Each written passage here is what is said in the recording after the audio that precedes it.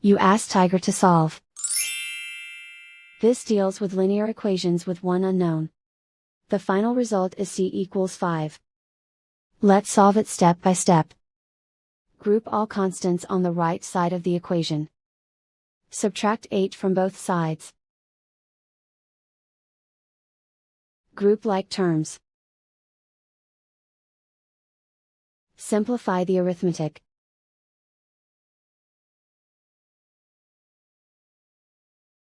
Isolate the c. Divide both sides by negative 1.2. Cancel out the negatives. Simplify the arithmetic.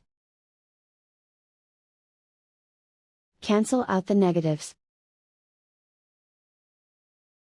Simplify the arithmetic. And so the final result is c equals 5.